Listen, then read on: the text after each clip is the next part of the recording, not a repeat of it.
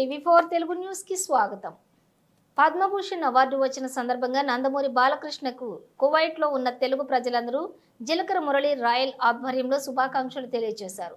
Gulf దేశమైన Kuwait లో ఎన్టీఆర్ సేవా సమితి కువైట్ వారి ఆధ్వర్యంలో జరిగిన హిందూపురం శాసనసభ్యులు కళామా తల్లి బిడ్డ పెద్దలు స్వర్గీయ నందమూరి తారక రామారావు కుమారుడు నందమూరి బాలకృష్ణ భారతదేశ అత్యున్నత పురస్కారం పద్మభూషణ్ పురస్కారం వచ్చిన సందర్భంగా జరిగిన అభినందన సభ కార్యక్రమంలో పాల్గొన్న జనసేన పార్టీ అన్నమయ్య జిల్లా నాయకులు మరియు గల్ఫ్ కాపు సంఘం కువైట్ అధ్యక్షులు జిలకర మురళి రాయల్.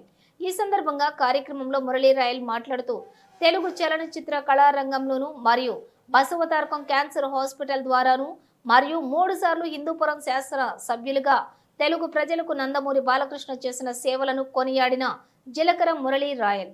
ఈ కార్యక్రమంలోని జిలకర మురళి రాయల్ ఎన్టీఆర్ సేవా సమితి అధ్యక్షులు చుండు బాలరెడ్డయ్య మరియు వారి టీం సభ్యులు ఘనంగా సన్మానించారు. ఈ కార్యక్రమానికి కువైట్లోని ఎన్ఆర్ఐ, టీడీపీ మరియు జనసేన పార్టీ నాయకులతో పాటు పలు తెలుగు సేవా సంఘాల నాయకులు మరియు తెలుగు మహిళలు పెద్ద ఎత్తున పాల్గొన్నారు. ఎంతో మంది తెలుగు ప్రజలు సంతోషించారు.